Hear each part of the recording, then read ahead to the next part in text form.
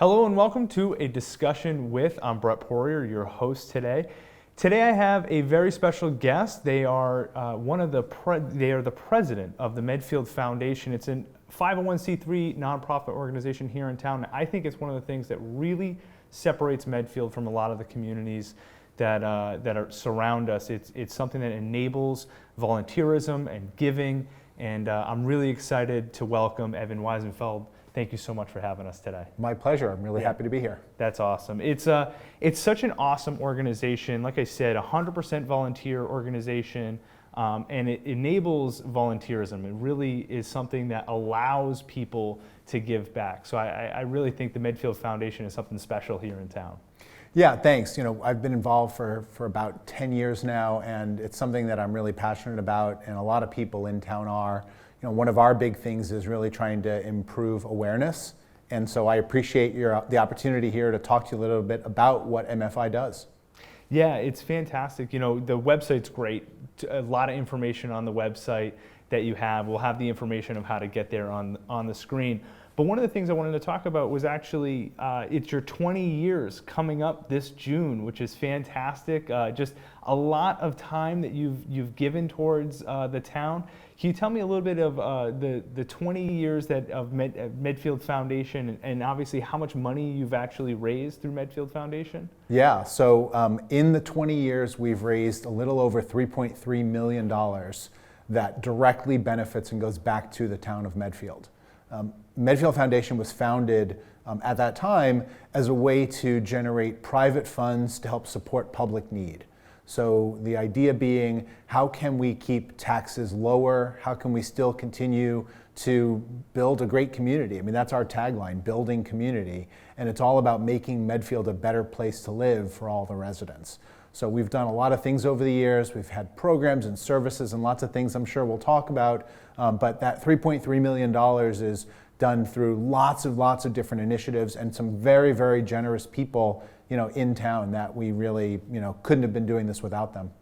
It's fantastic. One of the things that Medfield Foundation does so well is working behind the curtain, and it's a lot of the things that enable organizations to do the things that they want to do by taking a lot of that nonprofit work off their hands, a lot of the bookkeeping off their hands. People don't realize how much time and energy that takes to even start a nonprofit organization, and what Medfield Foundation allows them to do is kind of fall under your umbrella. Can you tell me a little bit about that and why that makes it so much better for a nonprofit to kind of get going and get off the ground running? Sure. So there's two ways that a nonprofit could think about this, or think of it as really just a group of people who have a common mission or something that they want to do. If it's a short-term initiative, for example, one of the very first things we funded was the turf field at the high school, almost probably 18 plus years ago, maybe even almost 20 now. The idea behind that was a short-term initiative where they had to raise funds. There wasn't really money in the budget from the schools and the town to do something like that, but there were a group of parents who were very motivated to be able to do that. They had a short-term project. There was no reason why they should have to go through the effort of wanting to become a registered 501c3 nonprofit.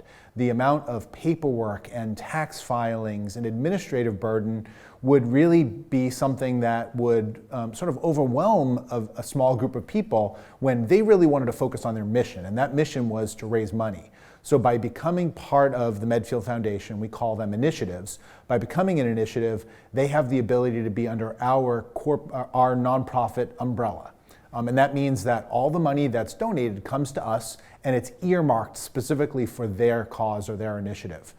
Everything that they raise is theirs then to spend. We hold it on their behalf. We do all the corporate, or all the filing, all the taxes, all the administrative and record keeping things, and they get to focus on their mission, and that's really allows them to do that. If you're also a group that wants to form a nonprofit, and maybe you do plan on being around for a long time, but you don't want that kind of a burden, you can also work with MFI and just remove that as part of your obligation.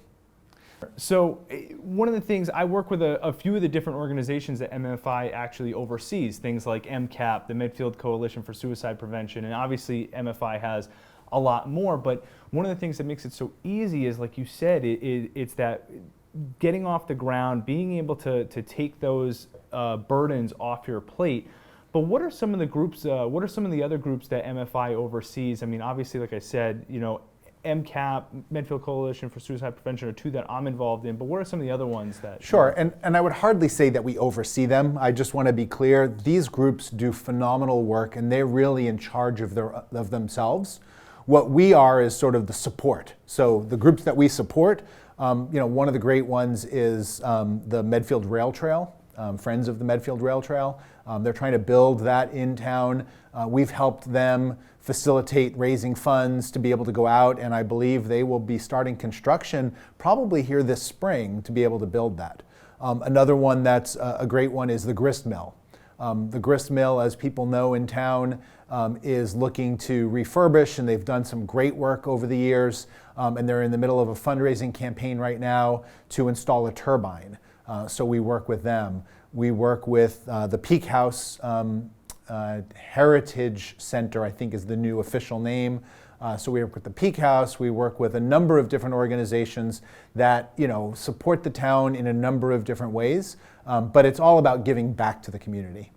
As you talk about that, one of the great things is you also promote townwide initiatives. One of your goals is to help promote these little organizations, because obviously, being Medfield TV, being a TV station, we know promotion is not only it's so important, but it's so difficult to do that as well, which MFI is now going to start a TV show here on Medfield TV. We're really thrilled to be here, and I guess the official announcement of our TV show is going to be called Community Connections with MFI, and it's all going to be about how do we help support the community and all of the different efforts of the groups and nonprofits in town. And it won't be just about MFI. We're interested in working with all the different groups in town. We really see ourselves in our role as facilitating all of this effort and communication and publicity and raising funds, whether that money comes through us directly or not. That's not what's important, because our mission is all about improving the quality of life in town. And so if we do that through groups like the Coalition, Medfield Coalition for Education, or New in Town, or other groups like that, we're happy to do that. And so we'll be inviting lots of different groups to be part of the show and to talk about what they have going on and how MFI can help. Yeah, it was something that we've always wanted to do, is to kind of have a nonprofit show that helped promote these organizations, because anyone watching, any of our viewers that are at home know that one of the things that kind of separates Medfield is the fact that there are so many nonprofits that are out there, and they're, like you said, there's some pick up with small projects in mind, some pick up with these larger goals, and this is a way for us to actually highlight some of the great people that are behind them, because there's a lot of people who are doing some great work out there. So I'm really excited for the show, and we're going to start with the first episode is with Dick Judge of the Grist Mill. Yes. Yeah, so they're doing some great things, as I mentioned. They've got their fundraiser going on now. They have a big spring cleanup coming up soon. So we'll talk to Dick about what they've got going on and how people in the community can help support the grist mill, and all the great things that they're doing. Let's talk about some of the things that people can do to help MFI. So if you're all in on all the things that are going on with MFI, obviously there's donations that you can do. You can also just get involved in some of the events that you're putting on as well. You do the Angel Run, the Volunteer Awards Ceremony, Youth Leadership Program, things like that. Tell me a little bit, the Angel Run was a little different this year. So what was that like, having to not only run the event, but kind of react to it as well? Sure. So, we were, I guess, both fortunate and not fortunate, but the Angel Run being the first week of December traditionally, we had a long build-up from last March when everything shut down to sort of plan for and know what kind of a virtual race we would be. And so, working as a committee, there's a separate committee that runs the Angel Run that sort of reports up and through the Medfield Foundation. We decided that it would be important to continue to hold the event.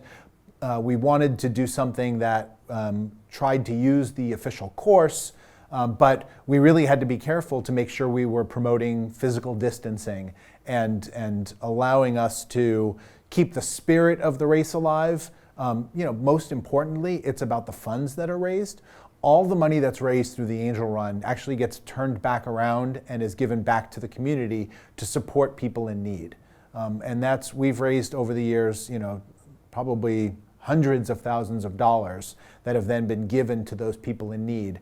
And to go for a whole year without raising those funds would have been devastating to the community, especially now with there's so much need, people who are really struggling. We wanted to make sure we did that. So luckily we were able to pivot, and the team put on a great virtual race.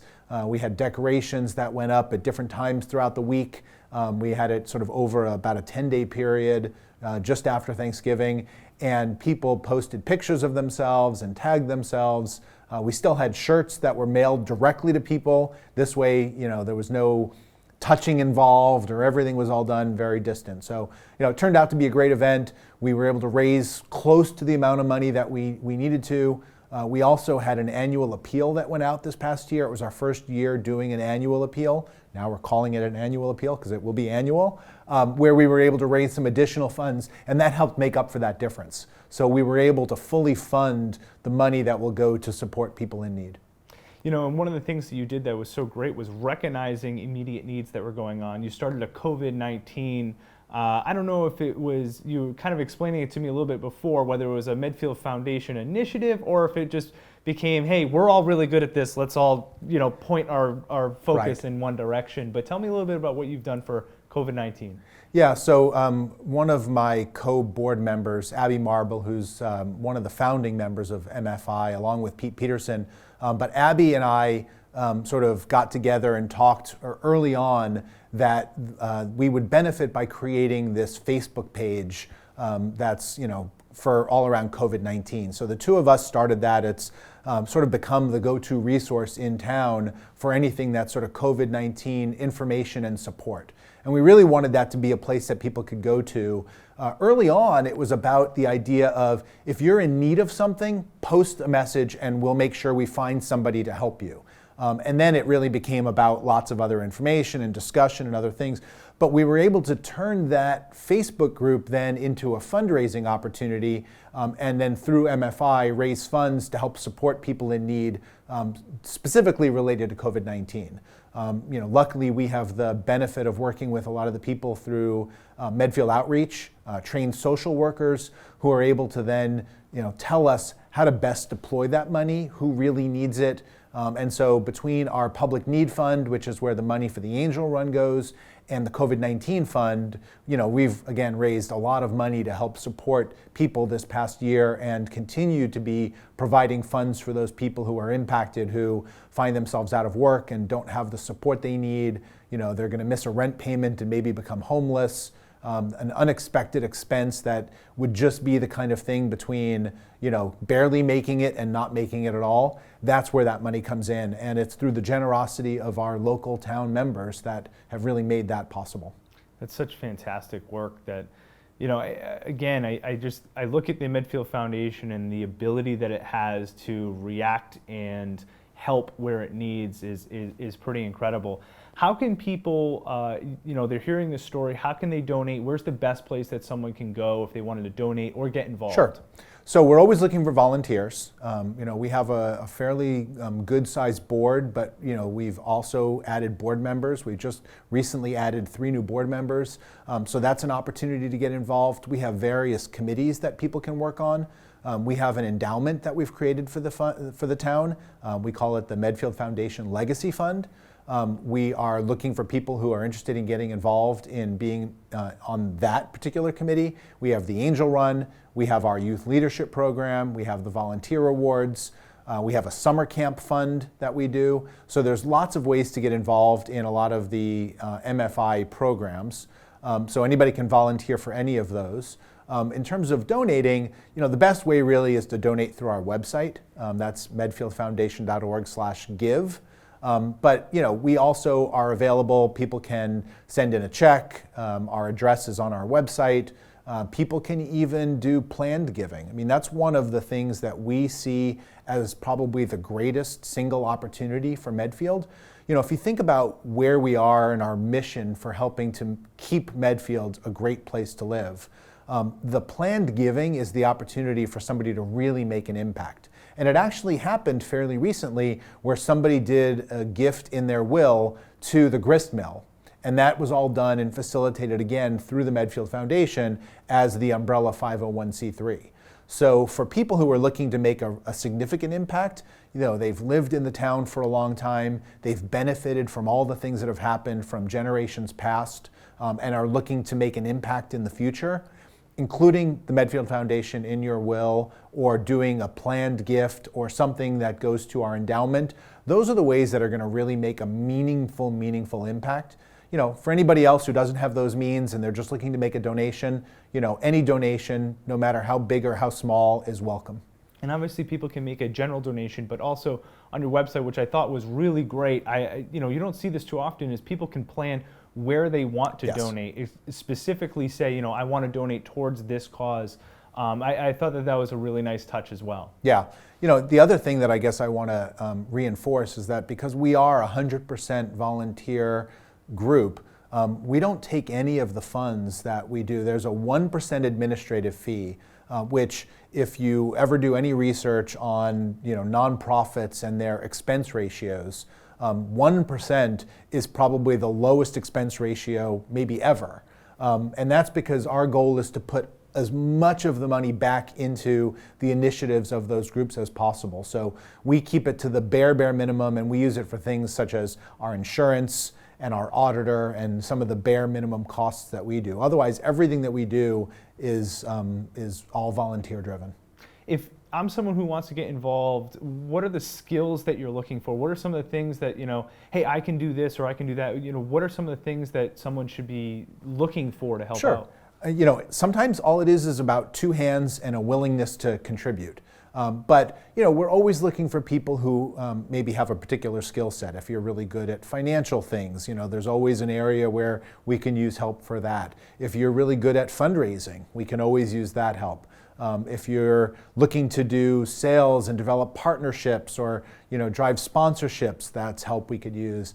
Marketing, there's always more marketing help. Social media.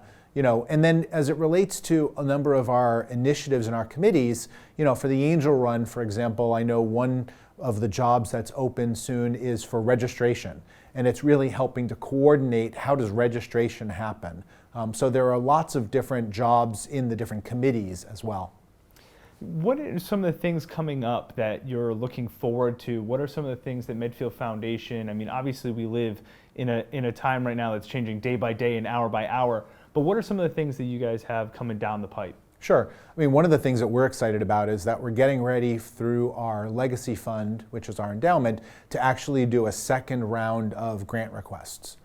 We did this I would say it was about 18 months ago, and we offered grants to 3 organizations in town where they were then able to use those funds to go off and do tremendous things, and it helped really become sort of like the gas that got them started.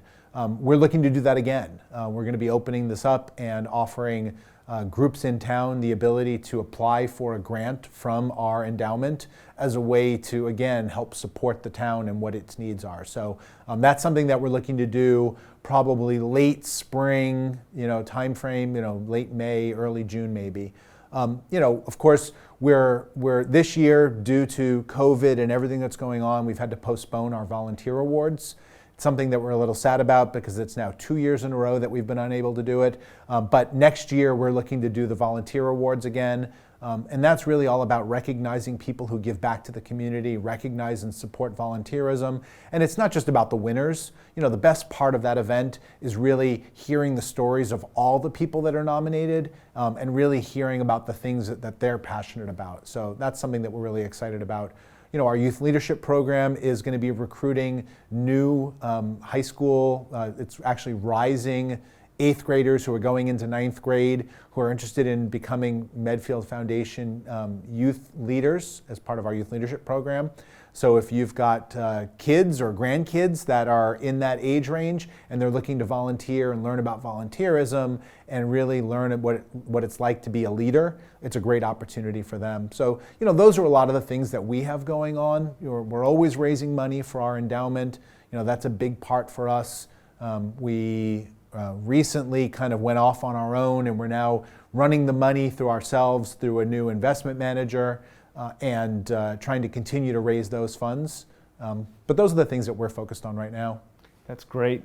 One of the things that we talked about, I think before the recording actually started, was things like the grants that you helped get. Was like the MCAPP recently just was awarded a grant, and it's one of the things that you actually, MFI, like helped them get that grant. Can you tell me about how you assisted in that? And the MCAPP, I've already seen some of the work that they're doing with that grant money, and it's such a huge help to have achieved that goal of getting that. So can you tell me about that? So MCAPP is Medfield Cares about prevention. It's about drug abuse, resistance, education, and really trying to make sure that we as a community are a drug-free community.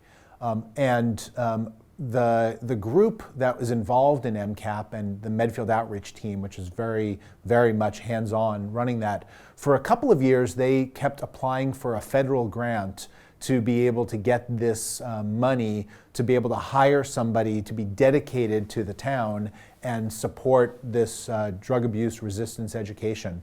And for a couple of years they went through that and they did not get that grant. And what they recognized was that they needed a professional grant writer. They needed somebody who's done this before, who can come in and help them do that. Unfortunately, they had no funding to be able to go out and hire a third-party organization to be able to do that. Well, they applied for a grant from the Medfield Foundation.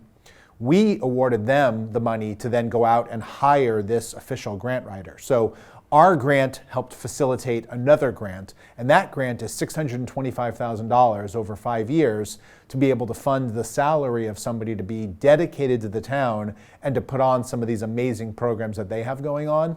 And that's, I think, what you're getting involved with. And we're really excited for what they're able to do to help our youth in town. Yeah, we were able to hire Mary Haas, and she's been doing an awesome job. I know that her and I have been working together about what we're going to do together. So it's been pretty incredible to see just the work that Medfield Foundation can do, the creative ways that you can get involved that can create such big opportunities for people in town has been truly impressive. So again, MFI, I mean, looking through your website and looking through the things, 20 years obviously of accomplishments. It's such a wide range and such a impressive range of things that MFI has accomplished. Have you ever sat back and watched it and looked at what you've done so far? At the times I do, where I'll just be sort of, driving around town and I'll see somebody in an Angel Run shirt, they're out running, and it's one of the older ones, and that makes me smile. Or, I'll be over at the Straw Hat Park and I'll think about how we helped the town pull together the ability to do the Straw Hat Park. Again, that was sort of this blend of town money and private money, but they needed a way to be able to organize that and facilitate it, and the Straw Hat Park was an MFI initiative. And I'll see it on the plaque where MFI is mentioned, or the brick that I helped do because we were one of the donors. And so I do see, as we go around town, the ways that we've had an impact, and a lot of it is behind the scenes. Most people don't know that the very first bus that the Council on Aging had, the money that paid for that bus was done through MFI. The various projects and initiatives in town that help support everything from open space to a fireworks fund where we used to do fireworks in the town. A lot of these things are all initiatives and efforts that have been done through MFI, and it really is what contributes to the overall quality of life. Well, one of my favorite things that I just saw that MFI did was the street light boxes that are all art in public places. Art in public places, and I didn't even realize that was something that MFI did, and now I know that I'm going to drive by and think of MFI every time I see them. And just the little things that, like you said, the goal is to make this a better place for all Medfield residents, and to just see the little things that you can do with some of the work that MFI has done. It has been really nice to just be able to go through town and, like you said, Straw Hat Park, the little beautiful things that are out there. Yeah, we want to be the enabler. Some of our things are things that we do ourselves, the things that we're passionate about, the Angel Run, raising funds, doing that. But then, part of it is helping other people who are passionate about their topic. Jean Mineo is a great example. She helped lead Art in Public Places. She's done so much for the local community. But it was our ability to allow her or enable her to go and focus on the art side of it and not have to worry about where do the funds go, how do I account for them, how do I send out tax receipts, all the things that are important to the people who are donating, but just become a burden to the people who are creating these projects. So, we want to be the enabler. We don't mind being behind the scenes. We want more people to know about what we're doing because that helps really spread the word. It helps generate the funds. It helps make it possible so that we can drive more volunteers and we can raise funds and we can keep taxes lower, but keep the quality of life high. Is there anything else you'd like to add today that people should know about with MFI? No, just that, we're excited to be here. We're always available. If anybody has any ideas, if anybody's thinking about forming an initiative and they don't want to be their own 501c3, they can contact us. If anybody's looking for information or support, if you're somebody that, needs funds, we have our COVID-19 Relief Fund, we have our Public Need Fund. There are a lot of things that we can do to help support people, whether you're on the need side or you're on the giving side. We want to be there to help people and put that money to good use and really, again, keep the community to be a great place. That's fantastic. 20 years ago, Abby Marble and Selectman Osler Peterson sat down and helped found this organization, and it's incredible to watch and incredible to see the impact that you've had. So congratulations on all the success and the continuing of that success. So it's impressive. I look forward to seeing and hearing all the stories of the groups that you've enabled through the Community Connections show. It's going to be fantastic to see that. I look forward to it. Great, yeah, we're excited for that too. Look for our first episode with Dick Judge and the Gristmill, and stay tuned. Absolutely. Evan, thank you so much for sitting down with me today. Yeah, my pleasure. Thanks very much, Brett. Thank you for watching. That was a discussion with Medfield Foundation. Thank you.